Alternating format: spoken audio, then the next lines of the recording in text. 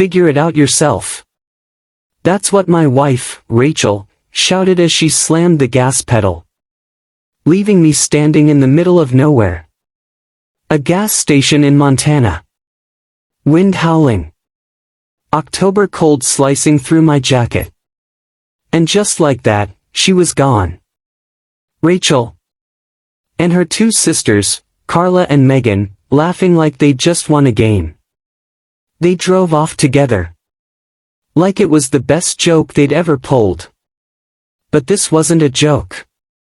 Not for me. My name's Daniel. I'm 34. I work construction, 12-hour shifts for Summit Ridge Engineering.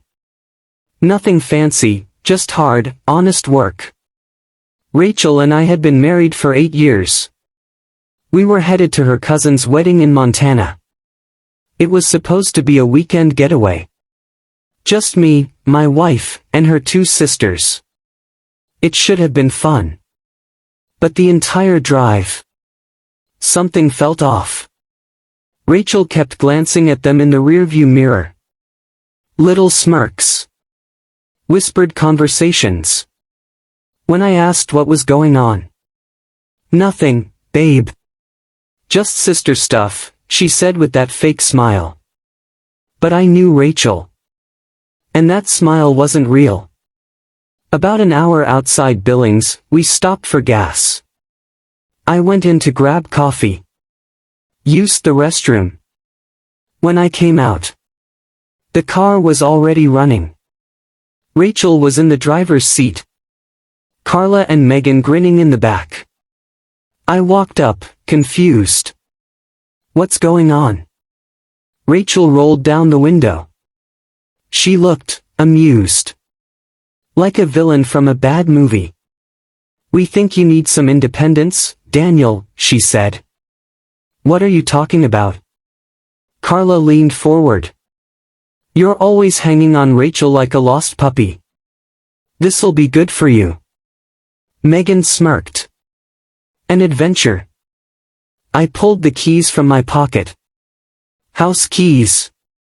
Not car keys. My truck was back home. In Denver.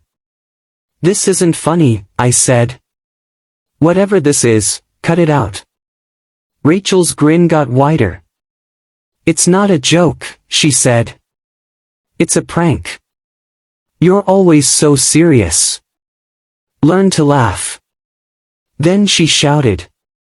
Figure it out yourself. And just like that, they were gone. I stood there, staring down Highway 2. Watching their taillights vanish into the distance. And in that moment, I realized something terrifying. This wasn't just a prank. This was who Rachel really was. And I was about to find out how deep the betrayal went. The gas station clerk looked at me like I'd grown a second head. No buses run through here, he said. You'd have to get to Billings. 40 miles east.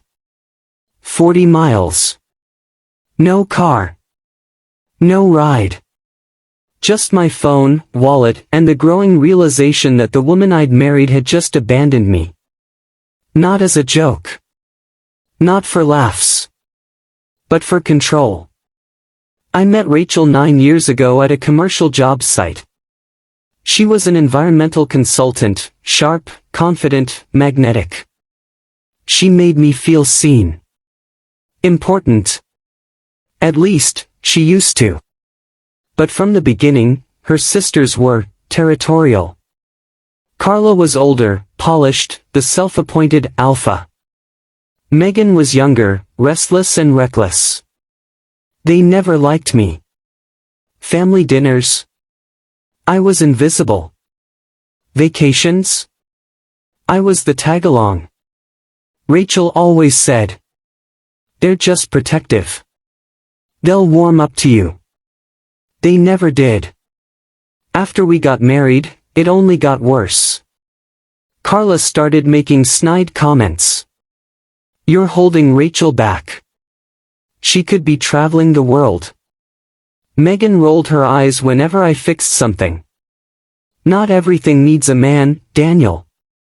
And Rachel? She changed too. Always texting them. Always dropping plans for some crisis one of them had. She forgot our anniversary helping Megan move. Missed my birthday because Carla got dumped. But the excuse was always the same. Family comes first. Wasn't I family too? I called a taxi to Billings. $60 I couldn't really afford. But I had to get out of that town. The Greyhound took 14 hours. 14 hours of staring out the window.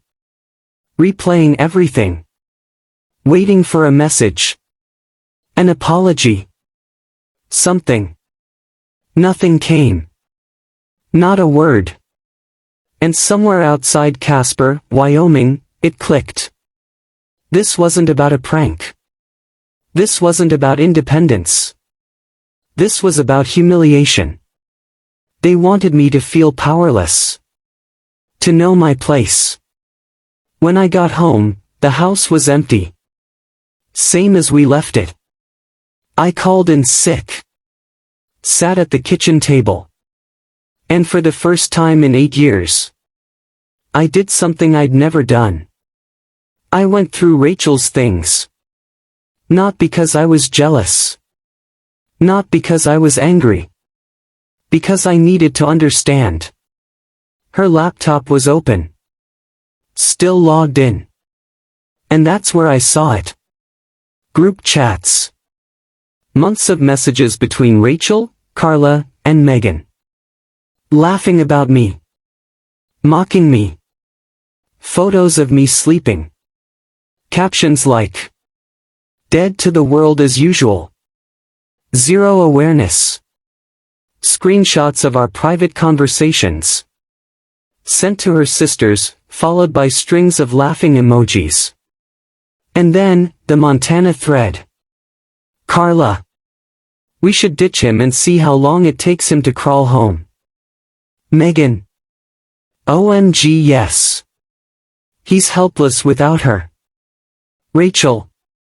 "You guys are terrible, but also, that would be hilarious." They planned everything. The gas station stop. The speech. Even what to say if I came home early. I closed the laptop and stared at the wall. 8 years. 8 years I gave this woman everything. And this was what she thought of me. That night, I packed a bag. And just like she drove away from me, I walked out that door without a word. But unlike her, I wasn't coming back. I drove straight to my brother Eli's place in Colorado Springs. Didn't call. Didn't text. Just showed up with a duffel bag and a 1,000-yard stare. Eli didn't ask questions. Just opened the door, handed me a beer, and said, "How long you staying?" I shrugged. "Don't know yet." He nodded like he already knew the answer. Later that night, I told him everything. About the gas station. The group chat. The photos. The mockery. He listened quietly. When I finished, he shook his head. "Man. She didn't just betray you. She enjoyed it." That hit harder than anything I'd read on that laptop. Because it was true. 2 days later, my phone started ringing. Rachel. Straight to voicemail. Then came the message. "Daniel, where are you? I came home and you're just gone. That's not like you. Call me. Let's talk." No apology. No ownership. Just confusion that I'd disappeared on her. I blocked her. Then Carla called. Blocked. Then Megan. Blocked. But they kept trying. From work phones. Unknown numbers. Always the same story. You're overreacting. It was just a joke. Come home and we can work this out. No. Not this time. That Thursday, Eli came home from his shift with a weird look on his face. She's here. Who? Your wife. She's parked across the street. I looked out the window. There she was, Rachel's car. She saw me. Got out. Started walking toward the building. I met her in the lobby before she could reach Eli's door. Daniel, she said, eyes wide, voice trembling. I've been so worried. I didn't move. What do you want, Rachel? I want to fix this. I want to talk. I miss you. No, I said. You want to control the story. She blinked, her face tightening. You're seriously doing this? Over a prank? You left me stranded 200 miles from home, I said. You mocked me. Planned it for months. And now you want to act like I'm the problem? You're so dramatic, she snapped. You needed this. You're dependent. Clingy. It was meant to help you grow up a little. I took a breath. Looked her straight in the eyes. I'm not coming back, Rachel. You can't just disappear because your feelings got hurt. Watch me. And I walked away. The elevator doors closed. She was still talking. Begging. Explaining. Shifting blame. But I didn't hear a word of it.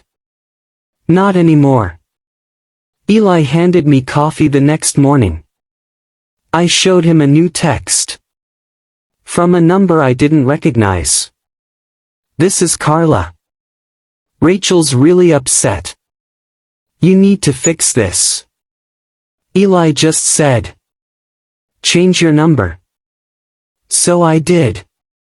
I requested a transfer to a hospital renovation project in town. Got it. Started fresh. Evenings.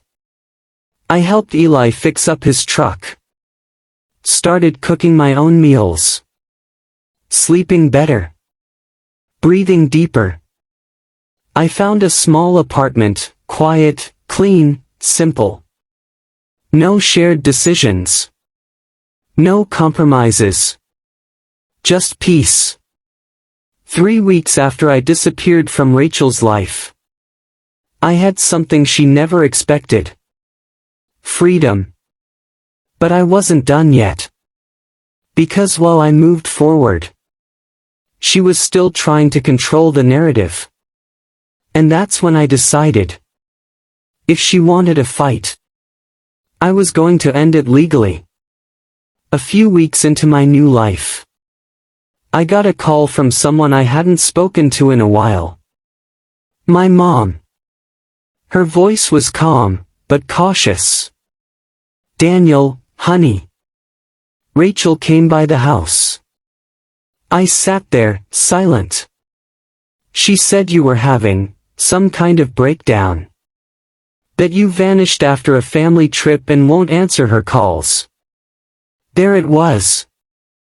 Rachel was rewriting the story. She wasn't just spinning it to friends.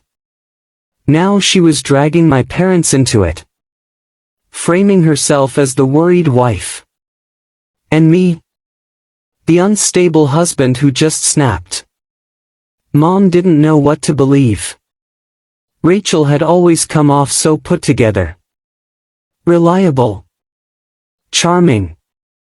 She just wants to talk, Daniel, my mom said. But I knew better. This wasn't concern. It was control. I didn't call Rachel. I didn't argue with my mom. Instead, I called a lawyer. Her name was Patricia Coleman. Straightforward. Focused. No nonsense. When I told her what had happened, she didn't flinch. "Do you have documentation?" she asked. I did. I showed her everything. Screenshots. Photos. Messages.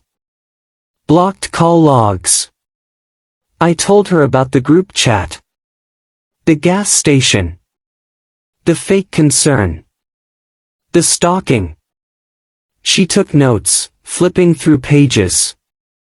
"We can work with this," she said. "Colorado's a no-fault divorce state. But harassment like this?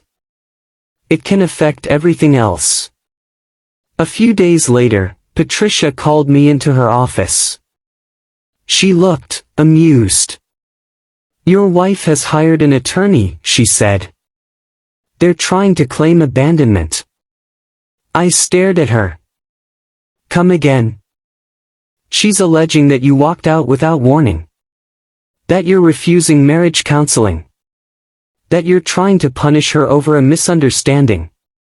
I felt something cold in my gut. Even now, after everything, Rachel was still trying to win. "She's also been telling people you were abusive," Patricia added. My jaw clenched. "It's a lie," I said. She nodded. "I know. And I can prove it." Patricia had hired a private investigator. She handed me a stack of papers. Social media posts. Rachel and her sisters celebrating at a bar in Billings the same night they ditched me. Photos. Smiling. Laughing. Drinks in hand. Captions like, "Girls' weekend clinking glasses. Freedom never felt so good." And there, in one picture, Carla wearing my Denver Broncos cap. The one I left in the car. Then Patricia dropped another folder on the desk. "Your wife didn't log out of everything," she said. More group chat screenshots. Ones I hadn't seen. Dozens of messages. All mocking me. Planning the setup. Let's see how long it takes him to crawl back. Big baby energy. Bet he calls his mom before he calls a cab. They'd been betting on how long I'd last. Dehumanizing me. For sport. "We file our response tomorrow," Patricia said. "And then we end this." It was a Tuesday morning in March. Cold. Quiet. Heavy with expectation. I stood outside the courthouse. Wearing the same suit I got married in 8 years earlier. Only this time, I wasn't walking toward commitment. I was walking toward closure. Rachel sat on the other side of the courtroom. Next to her sleek, expensive attorney. The kind who charges by the hour and thinks emotion is weakness. She looked thinner.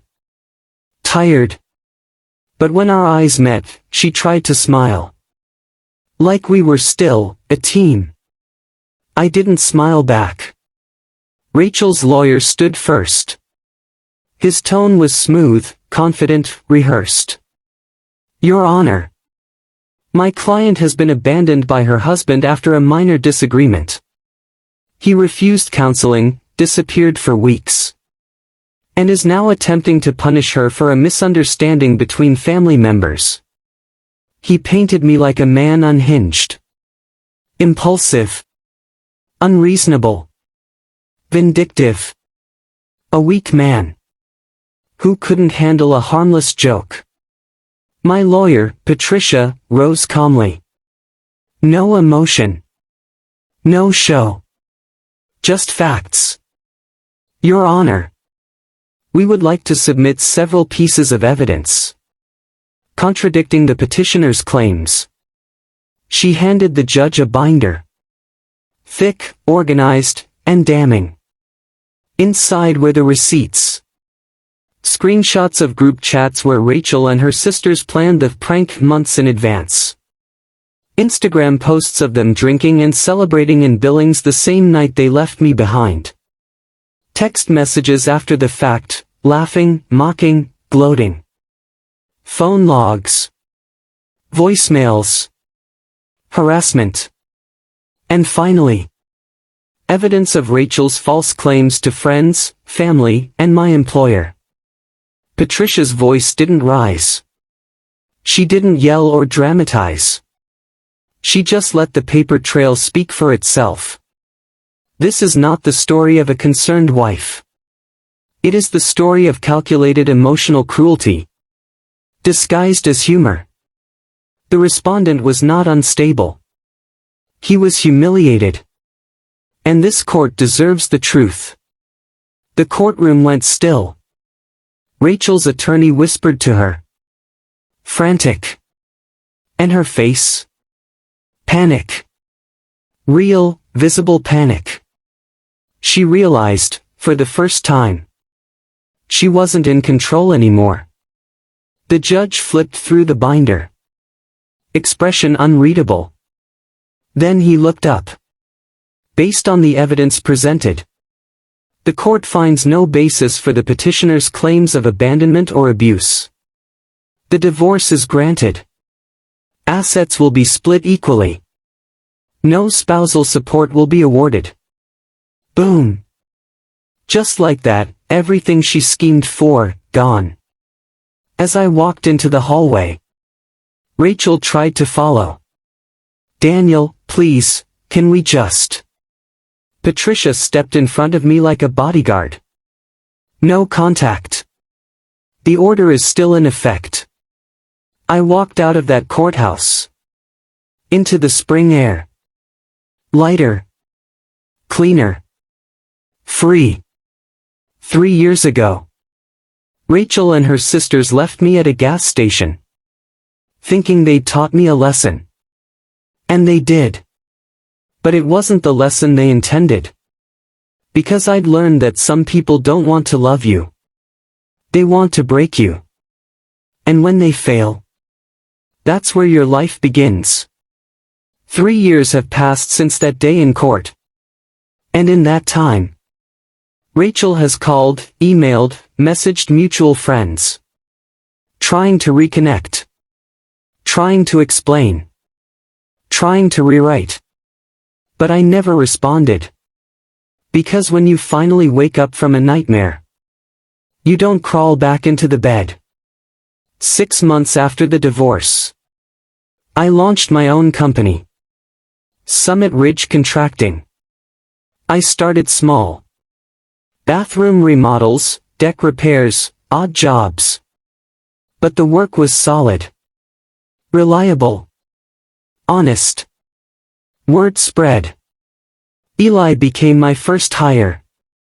Then my old buddy Tyler, the one who stood beside me when others believed Rachel's lies.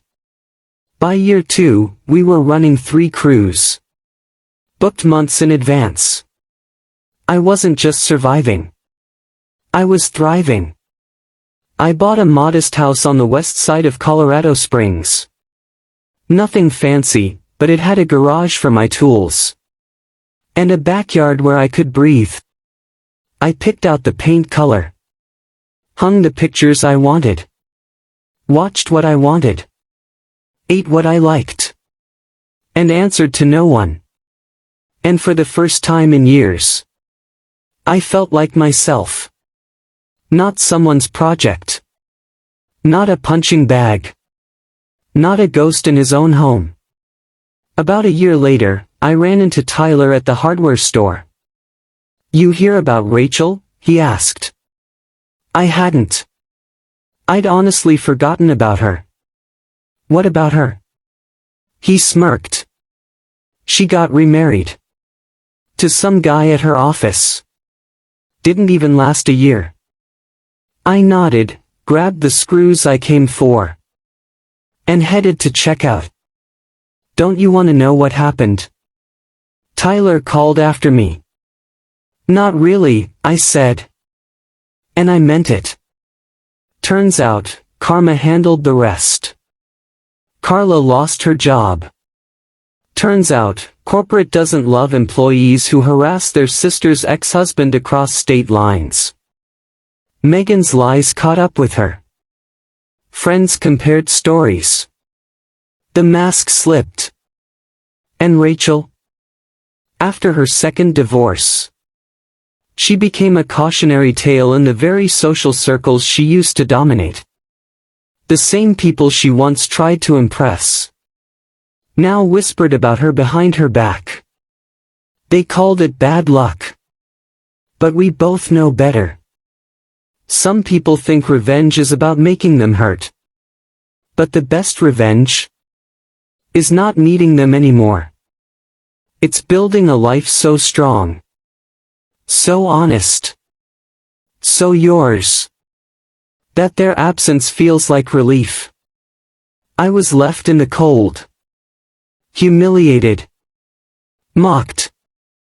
And from that place, I rebuilt something no one could take from me. Peace. If this story resonated with you, I'd love to hear your thoughts. Drop a comment below and let's talk about it. And if you haven't already, make sure to subscribe so you don't miss out on more stories that speak to real life, raw truth, and the power of taking control. Hit that bell, and join the conversation.